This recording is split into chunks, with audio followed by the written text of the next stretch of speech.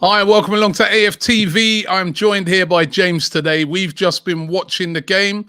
Arsenal took on Millwall in a friendly behind closed doors, played at Arsenal's training ground at London Coney and won by 4-1. A very impressive win by Arsenal. It wasn't the glamorous game that was about to happen. Well, would have happened tomorrow in Florida against Inter Milan. I think it's a very, very good run out and a very, very good performance. And we're going to go through the 5 things that we've learned, James, after watching that game. It was a good performance, wasn't it? It was a good performance. It was, and look, it could be very easy to look at it as a behind closed doors friendly with against a championship side and not look too much into it. And fair enough if you don't look too much into it. But Millwall's season starts in 2 weeks. They'll be really looking to be up to scratch, by now or close to it. So they'll have wanted to treat this somewhat seriously. And actually, Arsenal got through it with ease. So fair play to them. All right, let's go through the 5 things that we did learn.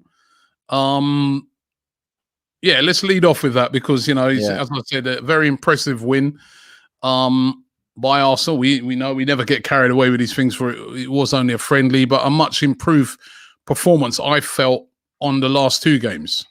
Yeah, much. I completely agree. That first one we've got down as Arsenal's pressing, something that you spotted back in the Rangers game, and actually it definitely sort of came through again today. I wonder whether with Arteta wanting players like Ben White at the back, obviously that looks like that's going to happen soon, considered a very pacey player as well, not just good on the ball, but a good recovery defender, Gabriel as well, whether he wants players like Partey, Lokonga in midfield, El Neni, who've got energy to play a pressing game, because obviously you've got to have the legs and the energy and the physicality to do it. And that's definitely something that's been a theme.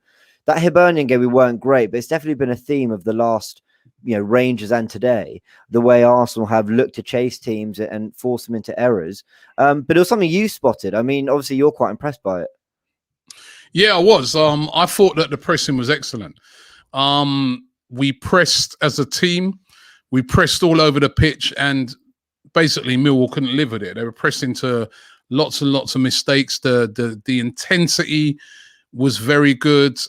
I just like what I saw. And I don't know if you noticed, James, they kept doing this thing where it was almost like when Kieran Tierney, for instance, in the first half was pressing up, it was almost like El Neni was dropping in as a left back.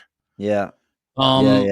Yeah, and really intense pressing by Arsenal, and pressed, as I said, them into all kinds of mistakes. And if they can kind of replicate that a lot next season, where they press a lot, get up the pitch quickly, move the ball quickly with that energy, we can get a lot of joy against a lot of teams. Obviously, we ain't going to be playing teams like Millwall. But, I like what I saw. Very energetic performance for a pre-season game that was played behind closed doors. Yeah, I agree. And actually, we keep mentioning this, but we don't have European football next year. Arsenal should feel that they can go into every game and give them 100%, because they're going to have, well, not 7 days off, but they're not traveling, they're not flying. It's on the training pitch and back home. If there's probably no better season for Arsenal to just go for it every single game, 38 games a season, not worrying about the other cups and Europe, and we've got to travel to God knows where to play on Thursday night, and then we were again on Sunday at midday. So I think that pressing thing is definitely something that Arteta can instill with a bit more confidence. And I remember when he first joined, the first thing Arsenal did under him was start to press more. And he thought, great, this is the kind of the student of Guardiola here trying to apply his methods. But then we just kind of lost it, and I never really knew why. And, maybe that's down to having 55, 60 games a season to contest. But he's not got that excuse anymore. So good to see. Yeah, no, it's good pressing. Shamba is asking who were the scorers. The scorers were Lacazette, Pepe, Balogun, and Chambers. And those were the goal scorers. One person who didn't score, but you've got him as your number 2 thing that both of us noticed in the game, was Thomas Partey up to speed. He was superb in the first half. Yeah. We need this guy. We need this guy firing this season. He's looking good in pre-season, and today he was very, very impressive.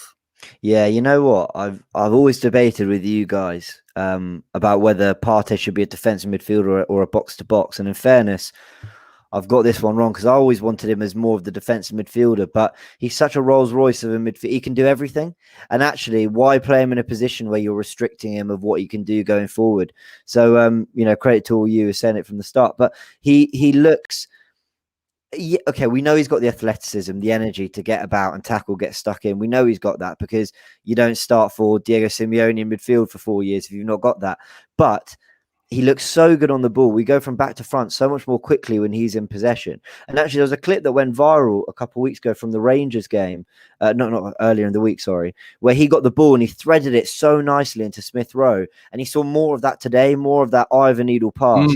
And you can see why Arteta really likes him. I sort of think whether we get the number 10 we want or not, and whether we get the right partner, the key to Arsenal being successful, dominating games, is Thomas Partey being fit. It's as simple as that. You know, that's as big a improvement to the first 11, just having him for 38 games of the season. But it's about finding him a partner, you know, but he was great today. No, he was great. Trekomenko says Partey has definitely been practicing his shooting. His efforts from outside the box was a lot better. There was one that he hit that probably ended up outside the training ground, but definitely his shooting in this game as well, just like the last game, was a lot better. The signature says the level of pressing explains our transfer policy in terms of youth. Youth players have a lot more energy to sustain that. Let's wait and see. And talking of youth, there was one of the young players on display today. That was Albert Sambi Lokonga, on his debut. What did you make of him? You've put him down as your third thing that you've noticed. Yeah, I liked him a lot. I really liked him a lot. He was so composed. You know, there's one of the things we said about Maitland-Niles. Yeah, he doesn't look phased when he first came into the 11, and Lokonga's got that about him as well. Looked very, very composed. I loved some of his forward passing. You know, look, I'll say this, not to knock him, but it's as little intensity a game as you're ever going to get for a debut. You know, no stadium, no crowd, no nothing. But he's putting that Arsenal shirt on for the first time, and I thought he looked incredibly assured. I think Partey and Elneny are going to start the season personally. I think Brentford, that Friday night kicking off the season, I think it's going to be Partey and Elneny starting together. But, you know, Lokonga, 21 years old, I think sometimes we talk about him like he's 18, 19. 21, you're ready to contribute to the first 11, or at least he should be, especially for the fee we paid. So, you know, performances like this on his debut, 45 minutes, are encouraging. He can come in and do a job for sure. I like him a lot. I think he's got bags of potential. Will Usher says Sambi looked fleet-footed and confident with both feet. Can't wait to see him play more. He did. He looked very, very good. Question for you, Robbie. What did he look like to you? Did he look more of a box-to-box or more of a holding midfielder?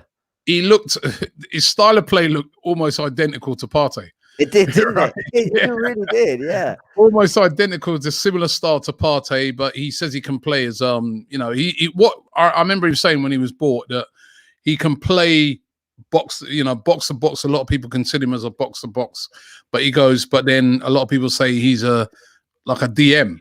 But certainly, I like the look of him.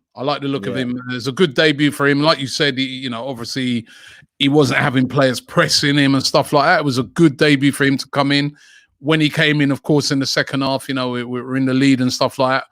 But still, he looked very assured and confident on the ball. And listen, even though there's no fans there, surely he'd be very nervous. You know what I mean? He knows that the game's been shown. People are going to see it. So I thought that was a very good performance. You've got number 4. The fourth thing you notice, Lacazette looked very sharp. A lot of speculation around Lacazette at the moment that he won't even be here next season. I know, right? He was our top goal scorer last season. Scored again today and looked very, very sharp. Again, another guy leading the press at the front. Very impressive. Yeah, I really like Lacazette. I know I'm all giddy after a 4-1 pre-season game, but and I've had 4 years to have a more varied opinion of Lacazette. But I love him because he's a street fighter. He gives everything, and I want him to play well in these games because it gives me confidence that he might start the season sharp. And I think it kind of went under the radar a little bit that our best performances last season came with Lacazette up front. I'm thinking Leicester away. I'm thinking Tottenham at home. I'm thinking Man United away. Chelsea at home. Those are 4 big wins that Lacazette led the line because he's so good at leading the press. He's got so much better at holding the ball up. And after a year kind of lull, he started to add the goals back to his game. I like him a lot. I know there's always a willingness to keep trying to get the best out of Aubameyang because we know what Aubameyang can be when he's firing. But I think we might have forgotten what Lacazette can be when he's firing as well. Just before we touch on the 5th one, I see a lot of people saying Aubameyang's done. Now to say, I thought he played well today as well. I mean, he had an overhead kick in the game that if that had gone in, he hit the bar. It was an unbelievable bit of skill that he did there. Overhead kick. It came off the bar. That's what led to our first goal. But I thought he looked very lively. He didn't. He wasn't like the other 2 games. Well, in the last game, we know he missed those 3 chances. But today it was a bit different. I thought he looked lively today. He looked fresher. He looked much more interested in the game, and it was a decent performance by him. Just didn't get the goal. But if that had gone in, that overhead that he did in that was unbelievable. It would have been an unbelievable finish. Joel says Lacazette is a good finish. I agree with you as well. I thought Lacazette, he was, as Agent E says, his hold-up play weren't just his hold-up play. It was his pressing. He just looked really, really good today. I don't know. I'm still torn about selling him, right? Because I know obviously he's running into the last year of his contract. I know, but is Tammy Abraham's better than Lacazette? Is he a better finisher than I heard Adrian Charles in the commentary saying that his conversion rate last season was better than Harry Kane's. Obviously, he didn't score as many goals as Harry Kane's, but actual chances that he converted. I don't know, man. Lacazette has still got something to offer, I feel, for Arsenal. The Arsenal fans were very split on whether they would move Lacazette on to bring Abraham in or just keep Lacazette for the last year. Now, I would keep Lacazette. I'm just not. I think when you're talking about strikers and the money it costs to bring in upgrades up front, you've got to be sure they're the real deal. And I'm not with Abraham, but I know that I'm going to get at least a decent return out of Lacazette. I always hope for more, but you're going to get something decent. I think there's a better player than people give him credit for. I really do. In 18-19 season, he was superb.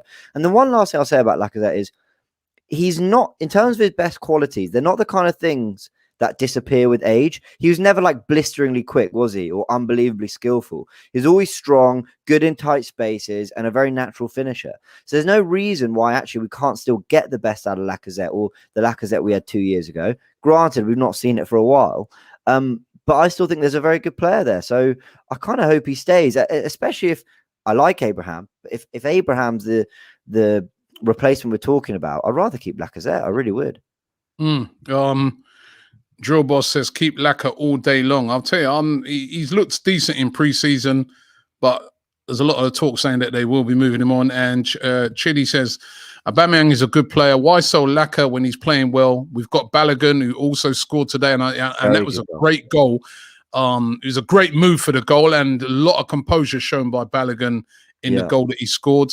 And he says, get Maddison and we're good to go. So we pointed out here 4 positives. There is, however, a negative I know that you mentioned in your 5th thing that you notice. I noticed it as well. Still no clean sheet. And also the goal that we conceded today, which, by the way, we're winning 4-0. And the goal was conceded in the last minute of the game. And yet again, it wasn't directly from a set piece, but it was a set piece that wasn't really dealt with properly, which then led to the goal. Yeah, this is a real worry for me. I made a joke after the Hibs game. I said, great. What was his name? Andreas Georgeson, who came in from Brentford last year as Arteta's man, leaves a year later. In fairness, I think he's got a better role somewhere else. And I'm thinking, what is it with Arsenal, all this chopping and changing of staff? And immediately, Andreas Georgeson, who was our set piece coach, leaves and set pieces, or at least goals that have come somewhat from set pieces, start flying in. So I'll be honest, I know it's preseason. Everyone says, oh, don't worry, it's just preseason. I'm a little concerned about it, I have to say. I think maybe the return of a senior goalkeeper, whether that's Leno or we might sign Ramsdale for 30 million, apparently. Whatever it is, I think the return of a first-team keeper, though, Okonkwo's done okay, and Gabriel at the back and your more senior defenders. But then we've got some senior players out there, so really, yeah, it is a worry. Yeah, I mean, we in the first half there was a set piece that we didn't deal with. We were lucky to get away with that one, right? And then the goal that we conceded in the end, right at the end of the game, all right, you can say there was a lack of concentration there. We're 4-0 up, but it was very sloppy play yet again, and Arteta would have been really disappointed in that because after playing so well, everything else doing so well, is a bit sloppy. And I saw him having a go at Rob Holding at the end of the game, sort of, talking and saying, talking about that incident. I mean, Amri says, I'm actually not worried about our defense. We're the third best last season. What I'm worried about is the attack. Aubameyang should get 20 goals plus, no excuses. I'm worried about the defense. At the moment, what I'm seeing so far is not very pleasing. You know what I mean? We're conceding some very sloppy goals. And I thought, again today, and the goalkeeping situation, obviously we know is 2 novice goalkeepers in there at the moment. The goal today was not the goalkeeper's fault. But again, in the first half, there was a couple of dodgy moments for the keeper. We need to get, obviously Leno's coming back. We need to get that other goalkeeper in. It's a bit of a mess, the goalkeeping situation at the moment. The other 2 goalkeepers that are playing at the moment, they're third keepers. They're not ready. They're young keepers. Their time will come. They're not quite ready yet. Still no clean sheet in pre-season. And they would have been really disappointed with that at the end. I'm going to give you another thing I noticed, actually, James. Oh, go on. Bellerin didn't get on. Did you notice that? I was just wondering. Actually. I was wondering, was there anything in that? Because Chambers started. He played well. I thought Chambers made one of the goals. Yeah. That's a really good point, actually. As well. Then he brought on Cedric. No start for Bellerin, and I was just like, That's a really good point. And actually, Chambers moved to centre-back. He played 90 minutes. You think he could have, just at least for the last 5, just maybe moved Cedric to centre-back and given Bellerin 2 minutes or something. But that feels like a move's on the brink, doesn't it? Yeah. No Will Akiva. Am I looking too much into these things? No, you're not. You're not. I don't think you are because I'll add a 7th thing that I took. That I think Arteta used this game probably more than all the others as his almost tester for the first team in terms of, I think he played, bar maybe Nketiah starting on the left, I think he played pretty much his first 11 or what he believes his first 11 is. And then when he made the changes, you notice I think Lacazette and Lokonga came on, but he didn't change too much at halftime, did he? He almost, I think he wanted to see Lacazette and Lokonga in and around the first team players. So I think basically the first 14 players we saw, I think are his favorite 14 at the moment, or who he's got available. Do you know what I mean? And I think he's kind of almost telling the subs, you're not just subs because I'm rotating. You very much are the subs right now. So that was definitely interesting. Yeah, we'll see. That's a good point, actually, on Bellerin. I really thought of it. Yeah, AFC Cape Town says, did Willian play? He did. He came on near the end of the game. He had a great assist. Nice. It was very nice assist play. Yeah. And who needs Manaton, eh? Yeah, and the new baggy shirts suited him a lot better than Dale Howard says, Arsenal fans getting gassed over beating Millwall. How the mighty have fallen. We're not getting gassed over beating Millwall. I always say we don't get too excited if we win these. We don't get too carried away if we lose them, which is, we lost to Hibernian, and some United fans were getting carried away and giving us a load of banter. Oh, they lost today to QPR. But listen, it's pre-season. I remember in pre-season, Robbie, last year, because you remember it was a very short amount of time. We lost 3-2 at home to Villa, and everyone said, "Oh, don't worry about it. It's just pre-season." And actually, we didn't end up having a very good season. And sometimes you've got to have momentum going into the season. So listen, I'll take any win right now. Yeah, most definitely. But there were, as I said, there were a lot of positives to take out of the game, and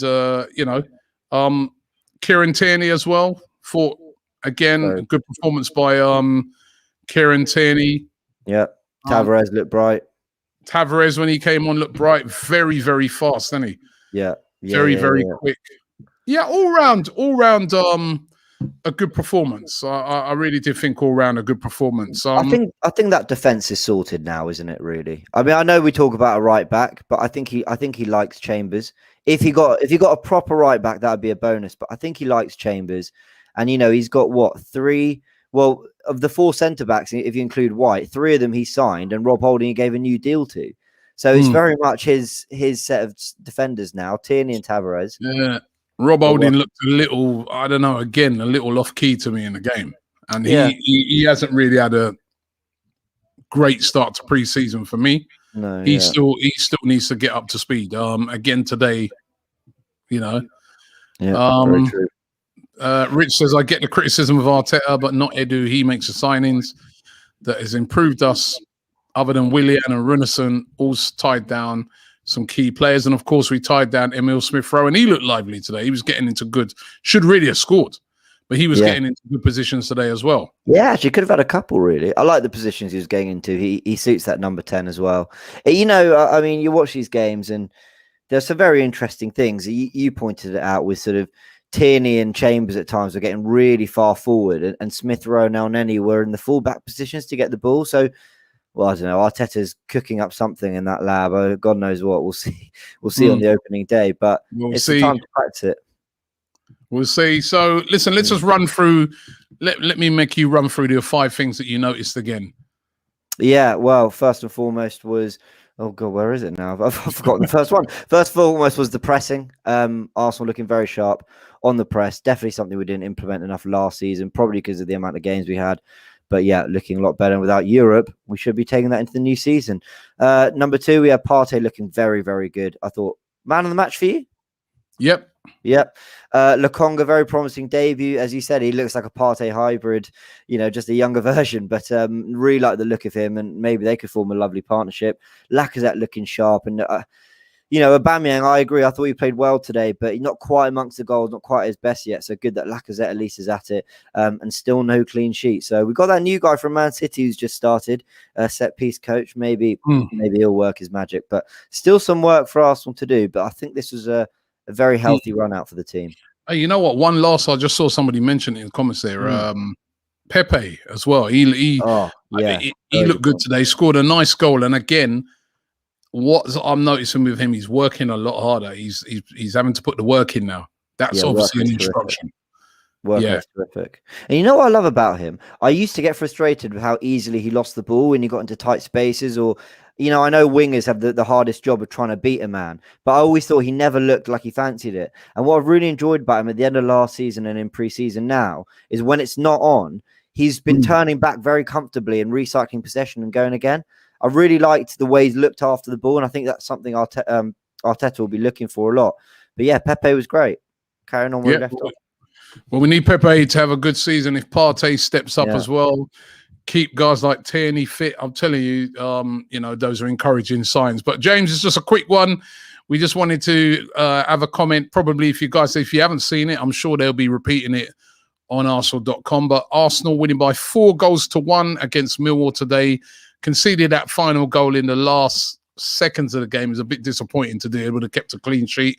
So that would have irked Mikel Arteta, but he'd be pleased about everything else in the game. It's a good performance by Arsenal. They played well, nice intensity. And the good thing so far about pre-season is that as every game goes on, they're improving. And that's what you want to see in pre-season, improve game by game until you get to that final one against, you lose pre-season games. Win that opening game. That's the most important thing. So it's about building up to that. And I thought today was a good performance by the team. So well done to Arsenal today. 4-0, 4-1 winners, should I say. James, thank you very much. No problem at all. And thank you to you guys. By the way, you would have noticed that there was no transfer daily today. What it was, I had to go out, and by the time I got back, the game was on, and we've done the game. We got a very special transfer daily coming up tomorrow, so make sure you check that out.